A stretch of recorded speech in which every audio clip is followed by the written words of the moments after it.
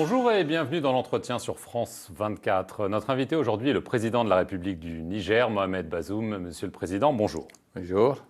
Vous venez d'assister à un sommet du G5 Sahel. Vous étiez ici à Paris. C'est le premier sommet du G5 qui fait suite à l'annonce par le président Emmanuel Macron de la fin de l'opération Barkhane. Il a expliqué que cela signifierait qu'il y aurait un retrait partiel, gradué des forces militaires françaises, à commencer par la fermeture, d'ici la fin de l'année, de 3 bases militaires dans le nord Mali. Est-ce que cette décision vous satisfait ou est-ce qu'elle vous inquiète parce qu'elle pourrait être perçue comme une victoire par les groupes djihadistes?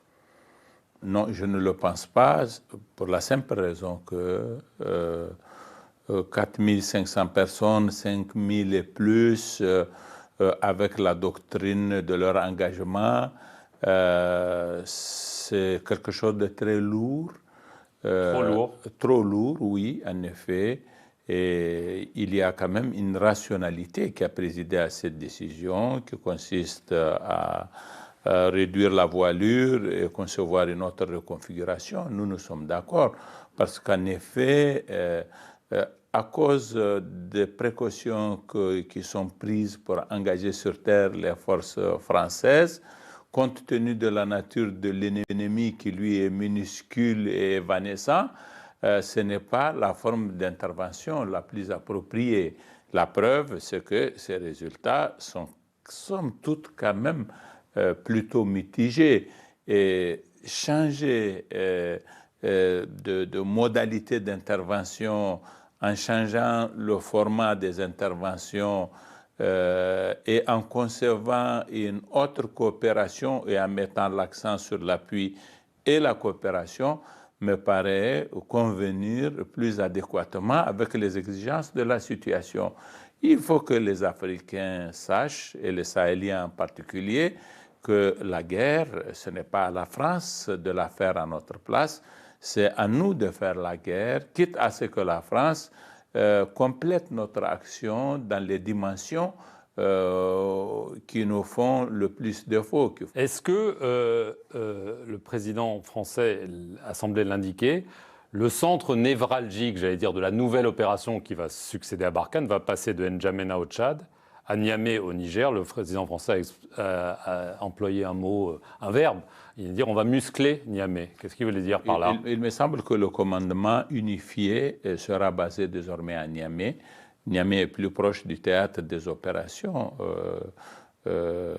qui sont concernées par la mission assignée à toutes nos armées, à l'armée française notamment, dans le cadre de cette mission. Oui, apparemment, Niamey sera un peu le centre du commandement unifié. Il y aura des troupes françaises supplémentaires sur le sol nigérien. Il y aura peut-être un peu plus de personnel qu'il n'y en avait avant. Vous savez, déjà, il y avait des avions à Niamey. N'Djamena ne sera pas dégrafé, mais le commandement, plutôt, va être à Niamey. Est-ce que c'est parce que le Niger, on a parlé de la zone des 3 frontières, on en parle beaucoup. Il y a aussi évidemment toute la région du lac Tchad. Il y a l'organisation de l'État islamique dans diverses formes qui est là, qui frappe. Est-ce qu'il y a une crainte que le Niger devienne, j'allais dire, le foyer central visé par ces groupes? Non, l'évolution de la situation ne semble pas indiquer une tendance de ce genre. Bien au contraire, il y a un reflux de l'ennemi. La preuve, c'est que nous sommes en train de ramener toutes les populations de Difa dans leur village. Ça fait 130 000 personnes. Tous les réfugiés du Nigeria basés à Difa vont aussi retourner dans leur village. D'ici la fin de l'année, c'est ça? D'ici la fin de l'année. Ça, c'est la preuve que la situation évolue positivement. Nous avons fait le pari de normaliser tout simplement la situation dans la région de Difa. S'agissant de la région de Tillabéri, là également, les choses se passent plutôt bien et nous sommes loin d'être dans une situation où la menace serait plus pressante sur nous que par le passé. Donc, vous dites que l'organisation de l'État islamique, en tout cas dans votre pays, est en recul?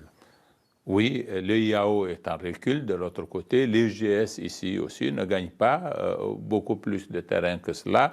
Bien au contraire, le coup que nous lui avons asséné dans ses bases en territoire malien semble indiquer qu'elle sera appelée à être affaiblie, Inch'Allah. Alors, vous venez de mentionner le territoire malien, évidemment. Vous, votre prédécesseur, vous avez exprimé des craintes, évidemment, sur le vide sécuritaire qu'il y a dans certaines régions du nord du Mali. Est-ce que vous êtes inquiet? Parce que, évidemment, ce qui se passe au Mali a forcément des répercussions chez vous et au-delà. Depuis toujours, malheureusement, l'État du Mali n'est pas présent dans les régions de Gao et de Menaka, sinon dans un certain nombre de villes où la sécurité est plutôt assurée par la MINUSMA. C'est une réalité, celle-là. Et évidemment, nous sommes pressés, nous, que le Mali reprenne ses positions sur l'ensemble de son territoire, qu'il enchasse les terroristes et que nous ayons affaire à l'armée du Mali sur les positions qui sont traditionnellement les siennes, de façon à avoir une bonne coordination pour lutter contre le terrorisme.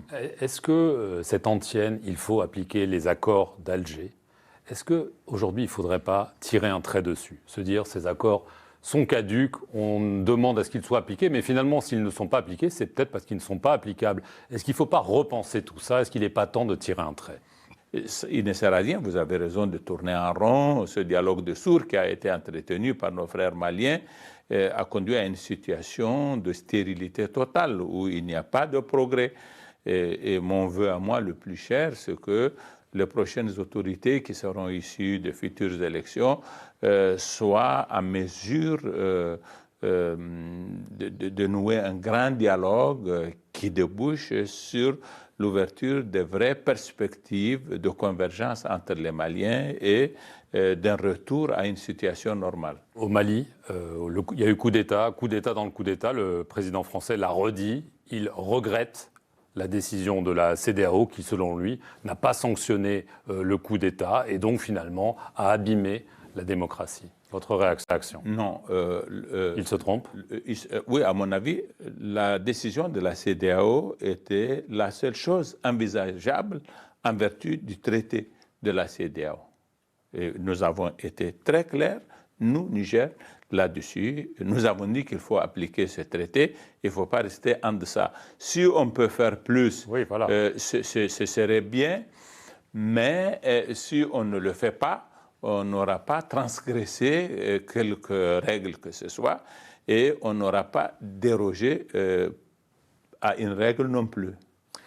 Évidemment, le parallèle a été fait avec la situation au Tchad. On a beaucoup critiqué l'attitude de la France, du président Macron, qui dénonce à grands mots et à grands regrets ce qui s'est passé au Mali, mais qui cautionne ce qui s'est passé au Tchad en affirmant que ce n'est pas du tout la même chose. Mais il y a quand même une situation qui met mal à l'aise, comme il l'a dit. Oui, d'accord, elle peut mettre mal à l'aise. Mais elle vous met mal à l'aise? Non, c'est des situations différentes.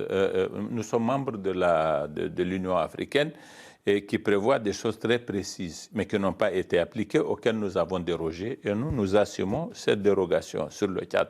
Parce que si au Tchad, on devrait sanctionner les autorités qui de fait, qui se sont installés après la mort du maréchal Idriss Déby Itno, si on devait le faire, on prendrait des risques énormes dont personne ne peut prévoir les conséquences. Donc au nom de la stabilité, on abandonne la démocratie? Non, mais c'est suffisant. C'est une raison suffisante pour faire un autre pari par rapport à la démocratie au Tchad. D'abord, s'il s'agit d'organiser des élections en 90 jours, les MPS remporteraient ces élections haut la main, il faut le savoir. C'est très clair, en tout cas dans le contexte, tout comme le président Idriss Déby les avait remportées. Ce serait la même commission électorale qui les organiserait dans les mêmes conditions. Qui ne sont peut-être pas les bonnes. Voilà, je n'en sais rien, mais tous les griefs qui ont été faits à ces élections-là, tous les griefs qui ont pu être portés à ces élections, on les portera à cette élection également. Donc on ne règle rien avec ça. Par contre, en prenant la décision que nous avons prise à l'Union africaine, on stabilise le Tchad, c'est important. C'est important pour tout le monde. C'est très important pour le Niger. C'est très important pour le Niger. et on fait un autre pari d'une transition inclusive et d'une réconciliation nationale, de l'organisation d'élections libres et transparentes. Soyons optimistes, faisons ce pari, battons-nous pour que ce pari soit réussi. Si c'est le cas, on gagne sur tous les chapitres. Si le chef de la transition, qui a promis, et il l'a refait visiblement auprès du président français, décide de se présenter alors qu'il s'est engagé à ne pas le faire. En ce moment, l'Union africaine prendra les mesures qui s'imposeront. Des sanctions. Oui, oui, oui. Mais ce n'est pas un pari risqué. Est-ce qu'au nom de la stabilité, oui, au nom de la stabilité, on doit pouvoir prendre de tels paris. Oui, en effet.